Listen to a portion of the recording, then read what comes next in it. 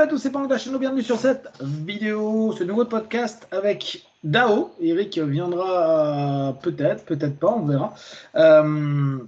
Donc là, vu que je suis avec Dao, alors Dao, on avait déjà fait une vidéo avec Dao sur le minimalisme, tu te souviens, c'était dans ta présentation. Ah, il y a longtemps. Ouais, il y a longtemps, il y a longtemps. Et Ouais. je trouve que, alors, toi, aujourd'hui, avec un peu de recul, toujours avec tes réflexions, on va reprendre déjà le concept de minimalisme, comment toi tu le perçois. Hein. On est d'accord. Si je reprends le podcast que j'ai écouté hier, on reprend le présupposé de PNL, la carte n'est pas le territoire. Pour toi, quel est le minimalisme? Comment tu l'emploies dans ta vie? Et là, actuellement, est-ce qu'il y a un minimalisme possible pour plus de bonheur? Parce qu'à la base, il y a comme une orientation de mieux-être dans tout ça. Hmm. Alors, alors, le minimalisme, j'y m'y suis intéressé il y a à peu près une dizaine d'années. J'ai lu pas mal de bouquins. Je trouve ça vraiment intéressant. Enfin, quand je lisais les livres, il y avait vraiment il y avait il y avait quelque chose qui vibrait en moi voilà, lorsque que je lisais ces livres-là. Et après, j'ai commencé à mettre ça un peu en œuvre dans mon quotidien. C'est-à-dire que je prends un exemple simple hein, qui va illustrer parfaitement mes propos et mon expérience. C'est qu'on a déménagé il y a peut-être 4 ans ou 5 ans. On avait 120 mètres carrés, on est passé à 80 mètres carrés volontairement. On a pris un appartement qui était sympa, mais on a décidé de suivre le mouvement inverse et ça nous a obligés à nous débarrasser de pas mal de choses, sachant que voilà, j'avais déjà commencé à me débarrasser de plein de choses, à m'intéresser à ce sujet pour optimiser et tout ça. Et je crois que si j'avais fait le calcul, on s'était débarrassé d'à peu près 40% de nos possessions. Et pour moi, ça a été une expérience et ça a été même une manière de construire une forme de pattern sur lesquels je me réfugie de temps en temps maintenant. C'est-à-dire que au-delà d'être dans une démarche, maintenant, c'est vraiment un pattern. C'est-à-dire que voilà, le week-end, je me dis, tiens, là, je vais réduire. Et je rentre dans ce pattern-là, et puis je vois bien qu'il y a des tâches qui sont automatisées, qui sont récurrentes, qui vont se mettre en place pour essayer voilà, de me débarrasser d'un maximum de choses. Et je pense qu'au même titre que certaines personnes décident pour prendre du plaisir d'aller faire du shopping, d'aller acquérir du bien matériel, du plaisir même, bref, de cette manière-là, moi j'ai ce plaisir-là quand je décide de faire le tri et de nettoyer un petit peu. Donc maintenant, Donc derrière, ça emmène quand même ta notion de base de limiter ou de réduire la possession, t'amène toi à un bien-être, un mieux-être, un plaisir, une joie. Qu'est-ce que c'est comme émotion? En tout cas, quelle orientation émotionnelle il y a au travers de ça? ah, c'est clair, c'est une joie pour moi quand j'arrive à. Bon, après, derrière ça, il y a plein de protocoles. Un exemple, c'est que moi, ce que j'ai fait, c'est que j'avais des armoires, et puis les armoires, ben, comme j'en avais deux, par exemple, au début, j'en ai enlevé une. Donc j'ai dit, bon, bah, tout ce qui était dans l'autre doit rentrer dans l'un. Donc je commence à dire, bon, bah, ça, est-ce que j'ai besoin? Enfin bon, voilà, on rentre dans les méthodologies qu'on va retrouver dans tous les livres qui parlent de minimalisme. Et petit à petit, voilà, je réduisais, et puis au final, ça m'obligeait à réfléchir déjà sur ce dont j'avais besoin, ce dont j'avais envie. Est-ce que cet objet-là est essentiel? Est-ce qu'il est fécond, noble, durable? Voilà, ce genre de réflexion. Est-ce qu'il y a un double plaisir? Je m'explique. Plaisir de l'achat, j'achète mon produit X ou Y, et plaisir de. Alors, j'aime pas le terme, il est mal cité, mais m'en débarrasser. En tout cas, le retirer de ma vie. C'est-à-dire Oui, le plaisir de l'arrivée et le plaisir du départ. je pense que c'est le même, enfin, c'est les mêmes fréquences, on va dire, si on doit donner un terme scientifique derrière. Je pense qu'il y a des fréquences, il y a des fréquences qui sont similaires entre le fait de prendre et de sortir. Voilà. D'accord. Et là, donc, euh, là aujourd'hui, après une semaine de saturation d'informations, saturation nouvelle, puis de moins en moins nouvelles, parce que là, on commence à être dans un écosystème un peu plus connu. Euh, Comment tu peux faire, ou alors, on en a déjà parlé, hein, thème l'hyperstimulation que ça crée, et Mhm. est-ce qu'il peut y avoir un minimalisme de la stimulation, et toujours dans la même chose, en tout cas, moi, c'est comme ça que je le perçois, à partir du moment où tu minimalises les choses que tu prends doivent être optimum pour toi, en termes de plaisir, de bien-être, de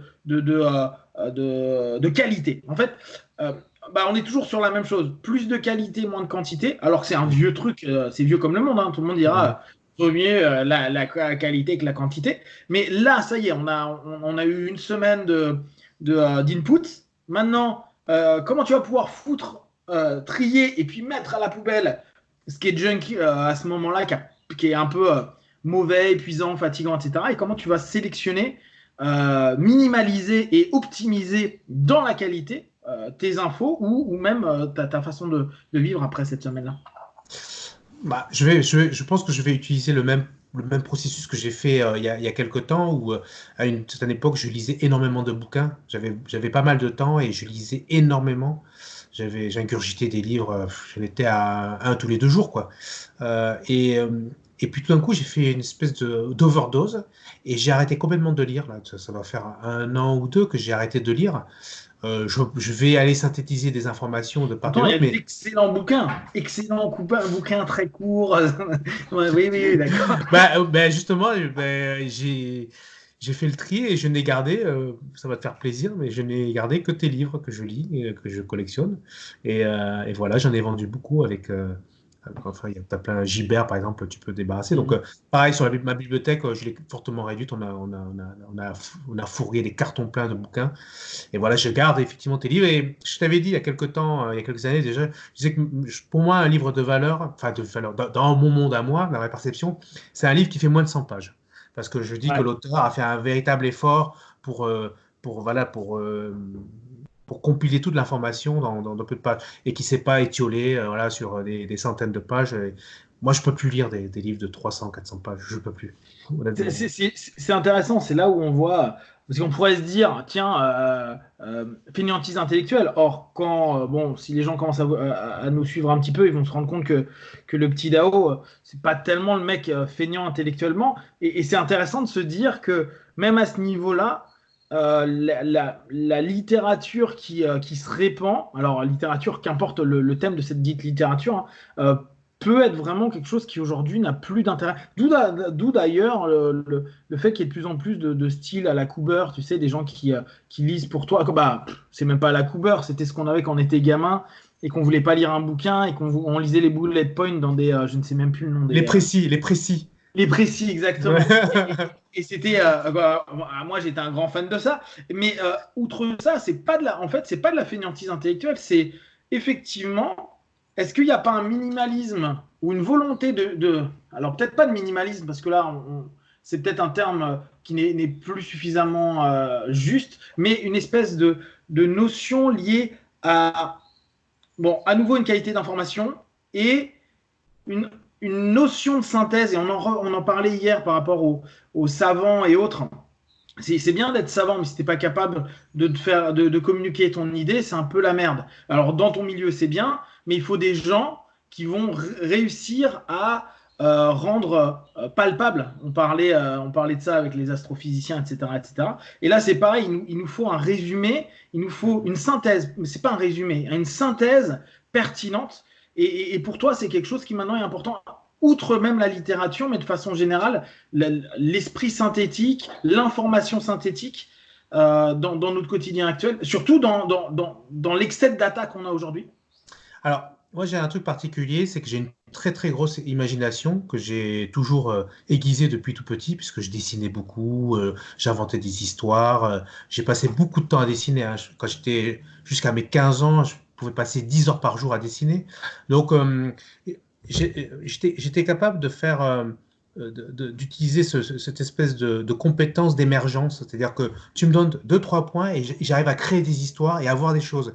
C'est pour ça que les livres m'ennuient un peu, parce que quand il y a des descriptions, alors je comprends l'art littéraire, de la description, c'est des choses que j'acquiesce complètement, mais moi, j'ai pas besoin de ça. C'est-à-dire que tu me donnes 2, 3 trucs et après, ça part direct dans mon cerveau. Dans mon cerveau, il y a plein de choses.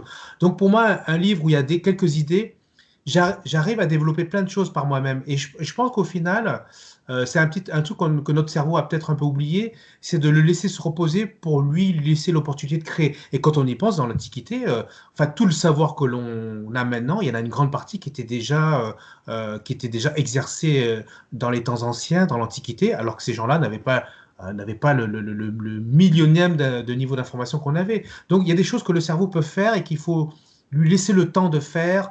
Alors, je ne suis pas forcément bon pour expliquer ce que ça signifie, mais je vois tout à fait ce que ça comprend. Cette histoire de création. La théorie de l'émergence, voilà, il y a plein de vidéos dessus sur YouTube. Ça décrit très bien le mindset dans lequel je me trouve, c'est-à-dire cette capacité à créer des modèles par moi-même qui me correspondent à moi, avec finalement assez peu d'informations. Et je pense que maintenant, je fonctionne comme ça. Enfin, en tout cas, c'est un de mes fonctionnements.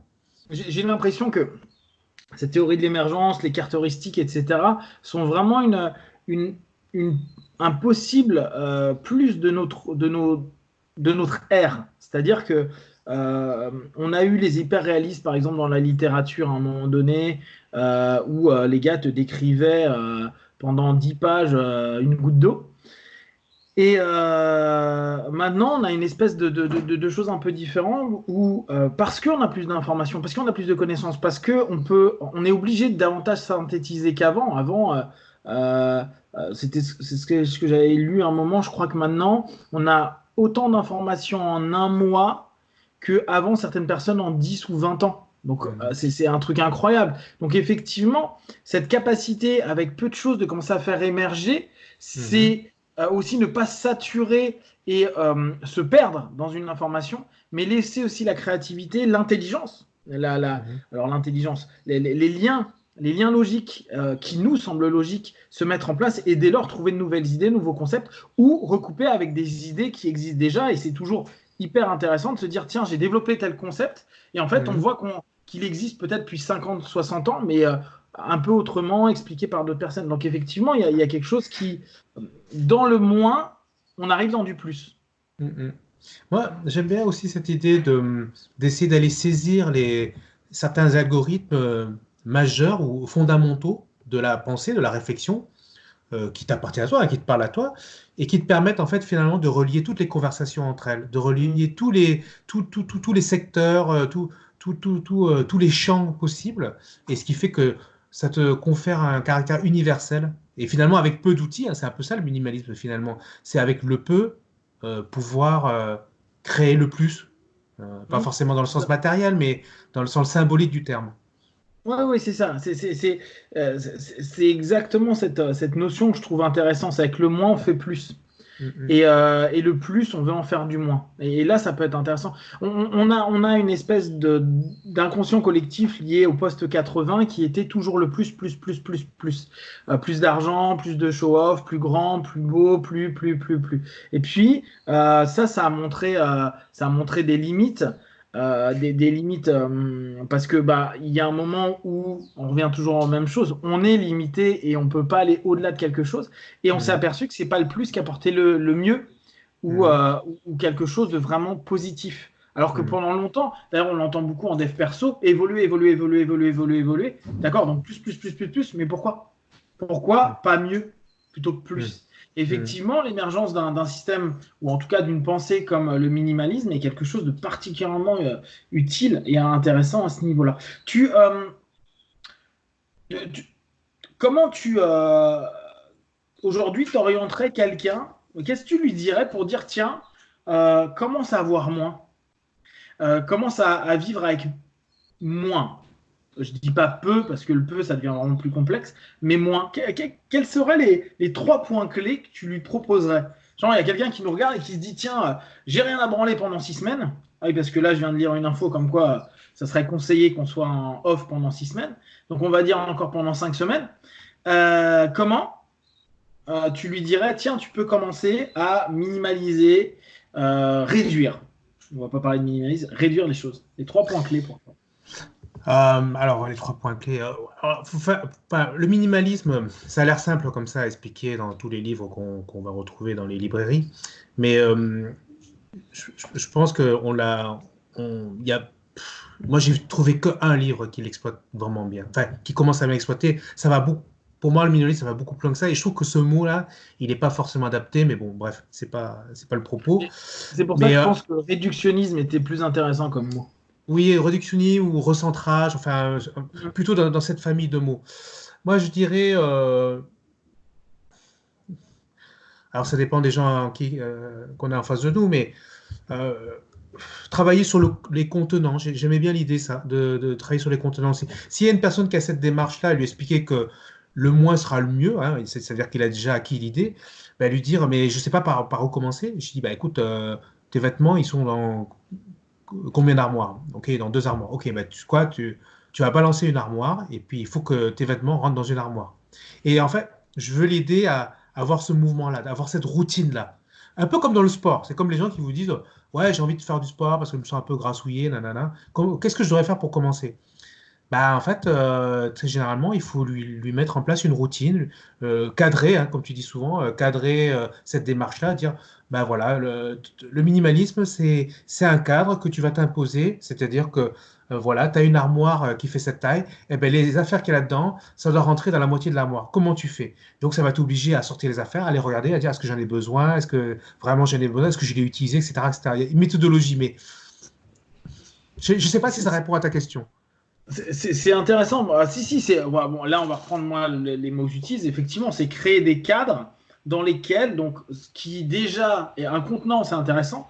Dans un contenant, il y a des choses, il faut que tu réduises la taille du contenant pour te permettre de dire qu'est-ce qui est essentiel dans ce que je possède dans ce contenant-là. Ça peut être ton appartement, ça peut être une caisse, ça peut être, tu vois, sans commencer par une armoire, tu commences par une caisse. Tu as plein de choses dans une caisse, tu prends une caisse plus petite et tu dis qu'est-ce que je mets dedans.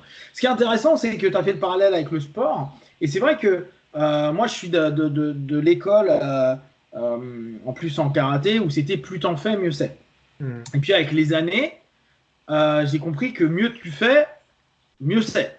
Et que le plus de temps que tu passes ne veut pas dire le mieux et une véritable marge de progression. Tu sais, on Hmm. disait plus tu passes des heures de tatami, plus tu seras fort. C'est faux, si tu fais des entraînements de merde, ça servira à rien. Tu seras juste Hmm. passé des heures de tatami. Et tu Hmm. sais, il y a quelques années, suite au Tabata, je crois que c'était le développement de Tabata, il y a eu le Hmm. HIIT qui s'est vachement Hmm. développé. Hmm. Donc High Hmm. Intensity, je ne sais plus quoi, training. Hmm. Euh, Interval training. Ah, interval il y a training. Intensity, attends. Et, euh, et ça a été assez génial, comme d'ailleurs le CrossFit et tout ça, qui sont arrivés où un mec fait une session d'une demi-heure, 45 minutes. Ça y est, tu l'as fait pour ta journée, t'as pas besoin de faire. Moi, je suis encore de l'école où je kiffe aller faire 2 heures, 3 heures de training. Mais c'est parce que bah, j'aime bien traîner sur le tapis. C'est un plaisir, je pense, psychosocial en même temps. Hmm. On est avec des copains, on se raconte des blagues entre des trucs, on se tape sur la gueule, on se fait des câlins guillotines, quoi, des trucs sympas. Hmm. Et il y a un plaisir. Mais dans l'absolu, c'est pas optimisé. Hmm. Et on en parle régulièrement, mais si on reprend cette notion-là, moi je suis toujours hyper étonné de voir des professionnels qui se blessent avant des compétitions, ce qui prouve que c'est pas du tout optimisé. Un Hmm. professionnel qui se blesse avant un combat, je trouve ça tellement absurde que je me Hmm. dis, il n'y a rien d'optimum dans ce qu'il fait. Il y a du Hmm. trop, il y a un Hmm. surplus, il n'y a pas d'écoute. Y a pas de... et je trouve que ce que tu dis, ça ramène aussi à ça pour le sport, mais pour notre quotidien. Il y a des moments où on se dit, je vais rester plus de temps au boulot parce que il y a eu aussi ça. Et là, je pense que ça peut être intéressant de percevoir ça. C'est pas parce que tu passes plus de temps au boulot que tu travailles mieux. Tu Hmm. peux travailler moins. Bah, toi, là-dessus, en termes d'optimisation, tu l'as quand même fait. Tu optimises, tu crées des outils qui te permettent d'optimiser. Alors au départ, tu peux travailler beaucoup, puis au fur et à mesure, ça se réduit parce que tu as créé des leviers, des schémas automatiques. Hmm. Est-ce que ça rentre ça dans l'idée que tu es en train de partager là? Ben, en fait, il y a, en t'écoutant, là, il y a un truc qui m'est venu à l'esprit. Il y a un mouvement américain qui s'appelle ENOF. Alors, il n'est pas Hmm. très connu parce que j'ai eu beaucoup de mal à trouver, mais le mouvement ENOF, donc qui veut dire en français assez, il est hyper intéressant. C'est pas tant dire ça suffit. ENOF, ça veut dire où est-ce que tu mets le curseur de c'est bon, j'ai eu ce que je voulais, ça suffit. C'est Tu vois? assez, ouais, c'est suffisant. Assez, suffisant. Et Ouais. moi, je pense qu'il y a un vrai truc derrière ça, derrière le mouvement Enough. Et même, je trouve que dans le mot Enough, il est plus fort que le mot français assez ou suffisant. Enough, il y a une espèce de dire, il y a un moment, tu te dis, bon, c'est bon. C'est bon, ça suffit, ça. Je veux dire, j'ai assez d'argent, c'est assez grand, j'ai assez mangé. Enfin, c'est applicable à tout. Je me suis assez entraîné. Et ça, c'est. Enfin, moi, je trouve que peut-être que le mot enough convient mieux que le mot minimalisme. Ou dans le Ouais, minimalisme, il est un peu galvaudé, il est surutilisé. bien Et sûr. peut-être. peut-être que Enough, c'est plus exploitable finalement, tu vois, dans ce mindset-là. Ouais, bah, moi j'adhère pas mal à ça, à se dire qu'est-ce qui est suffisant pour nous à un moment donné pour se dire je suis bien. Mm. Il y en a, ils vont dire ah, il faut que je passe mes 3 heures à faire du sport. Tant mieux. On n'est pas en train de dire que c'est mal. On est juste en train de dire que c'est peut-être pas optimum par rapport à ce que tu recherches. Oui. Parfois une performance, parfois un bonheur, parfois un résultat. Mhm. C'est pas parce qu'on fait plus ou trop peu, hein. Bien sûr, le curseur, il est allé chercher. Il faut retrouver ce qui est juste. Alors, ça serait peut-être plus Oui. justesse, tu vois. Mm. En notion, une voie de justesse au travers de ça. Mais ce qui est drôle, c'est que dès lors, mouvement un peu obscur qui ressemble un petit peu à ce que disait Siddhartha il y a Perpète et ce que disait Jésus, ce que disait Momo, ce que disait tout le monde, quoi. En gros, la justesse, trouver une justesse dans ce qu'on fait Mhm. et qui nous ramènerait, alors après, la justesse n'appartient qu'à nous, et Voilà. aussi aux résultats et aux objectifs Mm. qu'on va avoir, parce qu'il y a aussi le côté externe à ce moment-là. Mm. Ouais, c'est super intéressant. Euh, bon, là, on est sur 21 minutes. Est-ce que tu as un truc que tu aimerais compléter, ouvrir par rapport à ce petit thème d'aujourd'hui? Après, de toute façon, demain, on reparlera d'autres petites choses. Justement, par rapport à l'actualité coronavirus, je pense que sur les prochains podcasts, c'est vrai qu'au départ, on s'était dit, on va un peu parler du corona, machin et tout, mais peut-être qu'on devrait, peut-être que enough, on a assez parlé du corona et on devrait parler de choses un peu plus du quotidien voilà, Bah, dont on parlerait en dehors du corona, quoi. pour moi, c'était pas le but de parler spécifiquement de ça. C'était intéressant au départ parce que c'était, on va dire, on était en train de rentrer dedans et voir un peu nos trucs. Clairement, aujourd'hui, à moins qu'il y ait un gros, tu vois, peut-être s'il y a un vrai feedback sur le médicament qui est proposé, etc., on verra. Mais clairement, il y a d'autres choses qui sont bien plus intéressantes. Donc d'ailleurs, n'hésitez pas à proposer vos sujets, même si c'est des sujets qu'on ne maîtrise pas forcément. On verra où est-ce que notre cerveau va nous emmener là-dedans. Là encore, c'est sympa, des plongées sans parachute dans une période où on ne contrôle pas grand-chose. C'est trop bien. Euh, voilà, donc on aurait été que deux ce soir, hein. Eric a disparu dans les abîmes de l'anglais. Je vous rappelle, hein, si vous voulez prendre des cours avec Eric, j'ai fait un post. Je rappelle aussi et je remercie tous les profs pour ce que vous faites, avec les partages que vous faites, le fait que vous continuez à donner des cours. Il y a des profs qui m'ont contacté pour dire qu'ils étaient prêts à donner des cours sur Zoom, etc. Donc c'est génial. Bravo à vous. Et n'oubliez pas, hein, vous êtes des trésors pour notre société, hein, c'est vous qui éduquez. Et sur ce, petit Dao, un petit truc pour finir. Je crois qu'on est sur de Enough HD, Enough, et Enough fibre. Là, on est en train de partir sur du 56K, les couleurs, la C'est qualité du ça. mouvement. Enough, enough. Là, on arrive sur du bas débit. Ok, J'ai même bon, plus de bah, lumière. à très vite et à demain. See ya. Ciao, ciao.